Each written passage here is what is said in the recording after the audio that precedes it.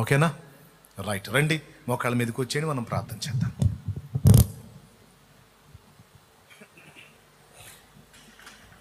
నీ భర్త మారలేదు, నీ ఫ్యామిలీ రూపాంతరం చెందలేదు, అయితే నీకు ఒక ఫైటింగ్ ఏర్పడింది. ఇప్పుడు ఒక పోరాటం ఇచ్చాడు దేవుడు నీకు. నువ్వు గెలుస్తావో నిన్ను వాళ్ళు గెలుస్తారో ఛాలెంజ్, ఒక సవాల్, ఒక పోరాటం నీకు దేవుడు ఇచ్చాడు. నిన్ను వాళ్ళు గెలుస్తారా, వాళ్ళని నువ్వు గెలుస్తావా? నా ఫ్యామిలీ మొత్తం అన్యులు. హెవీ సౌండ్ వినపడుతుంది, నాకు కీబోర్డ్ హెవీ సౌండ్ వినపడుతుంది.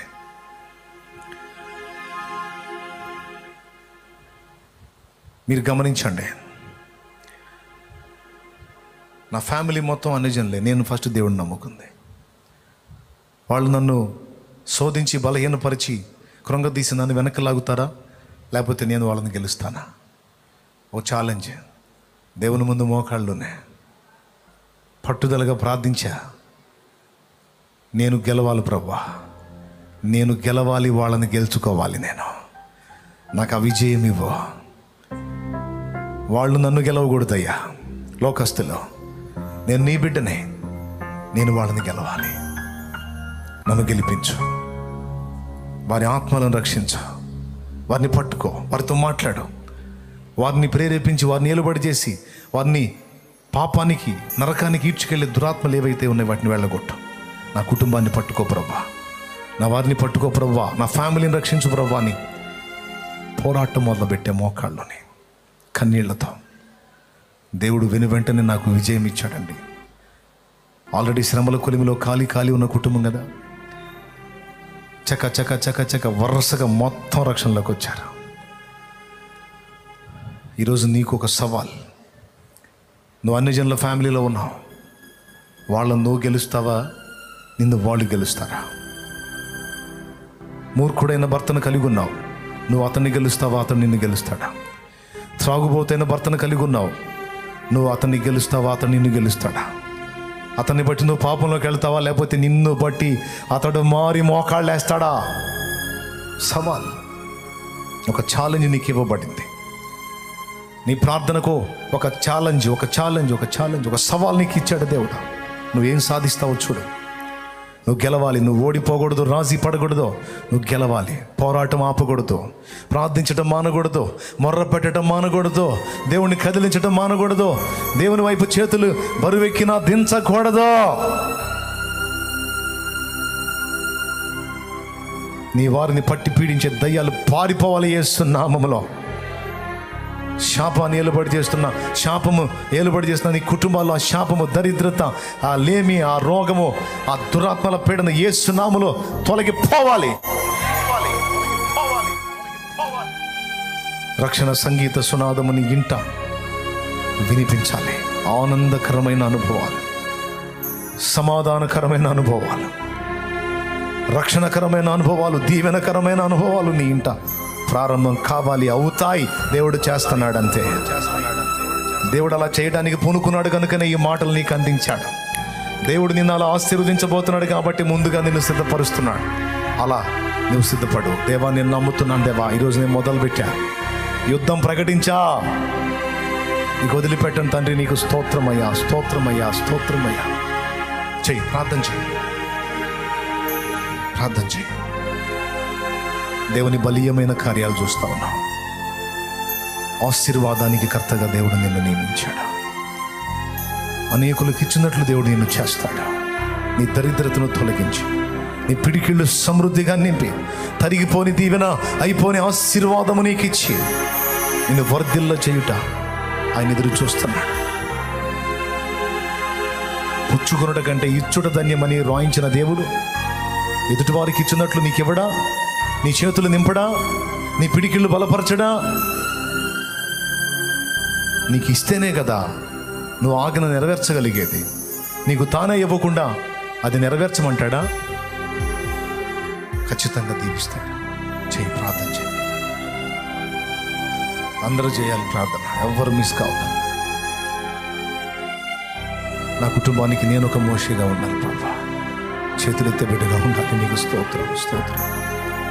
నా కుటుంబానికి నేను ఒక ఎఫప్రాగా ఉండాలి, ప్రార్థనలో పోరాడేదానిగా నేను ఉండాలి. నన్ను అనుగ్రహించు తండ్రి. ఆ మార్పు నేను చూడాలి, నాకు తెలియదు నువ్వేం చేస్తావో. ఆ మార్పు నేను చూడాలి తండ్రి. నీకు స్తోత్రం అని ప్రార్థన చేద్దాం. హల్లెలూయా, హల్లెలూయా.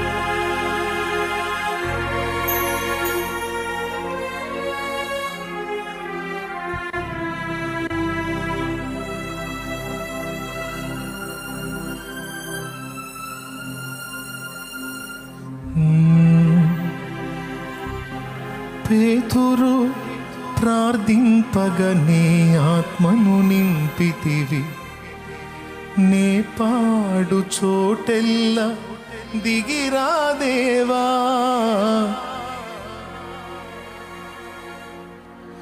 పేతురు ప్రార్థింపగా నీ ఆత్మను నింపితివి, నే పాడు చోటెల్లా దిగిరా దేవా. పేతురు ప్రార్థింపగా నీ ఆత్మను నింపితివి, ప్రార్థించు చోటెల్లా దిగిరా దేవా. చిన్న వయసులో అభిషేకించిన ఇర్మీయావలే, చిన్న వయసులో అభిషేకించిన ఇర్మీయావలే ఈ చిన్నవాణిని అభిషేకించు, ఈ చిన్నదానిని అభిషేకించు. ప్రార్థన శక్తి నాకు కావాలయ్యా, నీ పరలోక అభిషేకం కావాలయ్యా. ప్రార్థన శక్తి నాకు కావాలయ్యా, నీ పరలోక అభిషేకం కావాలయ్యా.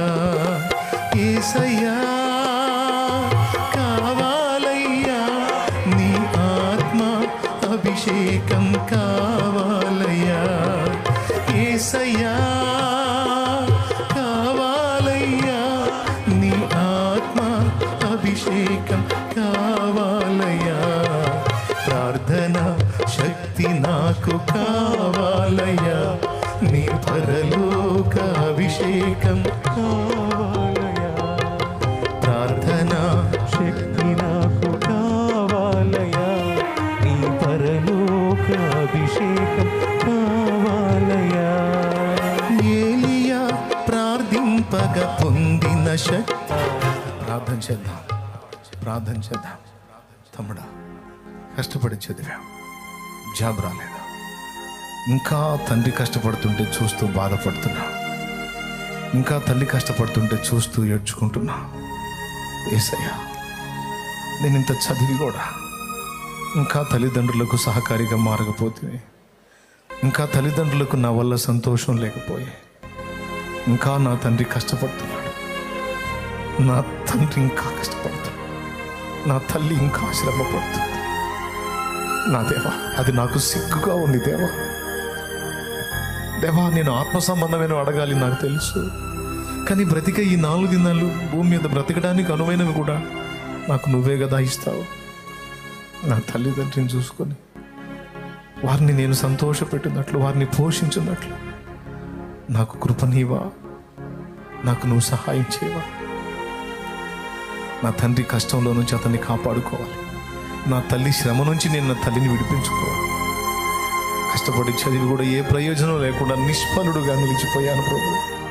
నా ఎడల జాలి చూపవా అని నువ్వు అడుగు. నువ్వు స్త్రీవైనా పురుషుడివైనా నా సోదరుడా, తప్పకుండా దేవుడు నువ్వు అడిగినది న్యాయమైంది కనుక నీకోసం ఆశ్చర్య కార్యం జరిగిస్తాడు ఆయన. నీకోసం ఖచ్చితంగా బలమైన కార్యం జరిగిస్తాడు ఆయన.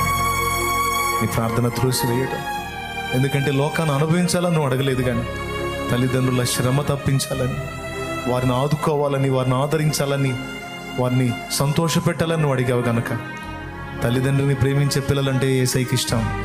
ఖచ్చితంగా నీకు హెల్ప్ చేస్తాడు, చేస్తున్నాడు. నీ కార్యం జరిగింది యేసు నామములో, అయిపోయింది. నీకు సమాధానం యేసు నామములో. చూస్తావు నువ్వు దేవుని కార్యాన్ని. నీ కన్నీళ్ళు ఈరోజు దేవుని బుట్టిలో దాచబడి ఉన్నాయి, వాటికి తప్పనిసరిగా జవాబు దొరుకుతుంది. నీవు అడిగే ప్రతి న్యాయమైన విజ్ఞాపన దేవుని చెంత ఉంది. నువ్వు ప్రార్థించు, దేవుణ్ణి కలుసుకో, దేవునితో నీ మనస్సు కలుపు, దేవుని సన్నిధిలో కన్నీరు విడు. నువ్వెవరైనా సరే మోకాళ్ళుని కన్నీరు విడవాలి. దేవుని ముందు ఏకాంతంగా కూర్చో. మనుషుల ముందు మనం ఏడిస్తే వాళ్ళు లక్ష్య పెట్టరు, హేళన చేస్తారు, అవమానపరుస్తారు. కానీ దేవుని ముందు నువ్వు ఏడిస్తే దేవుడు దాన్ని సీరియస్గా తీసుకుంటాడు. మన కన్నీళ్ళు ఆయనకి చాలా విలువైనవి. అందుకే ఆయన వాటిని కవిలలో దాచాడు, బుడ్డిలో దాచాడు అని రాస్తుంది. ప్రార్థన చేయి. ఈరోజు ఒక ఆశీర్వాదకరమైనటువంటి భవిష్యత్తును నువ్వు స్వతంత్రించుకుంటున్నావు. దేవుడు నీ పక్షంగా కదులుతున్నాడు. బలమైన కార్యాలు చూస్తావు, బలమైన కార్యాలు చూస్తావు, బలమైన కార్యాలు చూస్తావు. యేసు నామములో, యేసు నామములో, యేసు నామములో. ధైర్యం తెచ్చుకో. పాపాలు ఏమన్నా ఉంటే వదిలేసాయి. మారు మనసు పొందు. రక్షణ బాప్తీసం పొందకపోతే రక్షణ బాప్తీసం పొందు. పరిశుద్ధుడవై, పరిశుద్ధురాలివై దేవుని ఎదుట యథార్థముగా జీవించడం మొదలుపెట్టాం. నిన్నుగాక ఎవరిని దీవిస్తాడు బిడ్డ? నిన్నుగాక ఎవరిని దీవిస్తాడు? మా తమ్ముడా, చెల్లి, అక్క, అన్న, నిన్నుగాక ఎవరిని దీవిస్తాడు?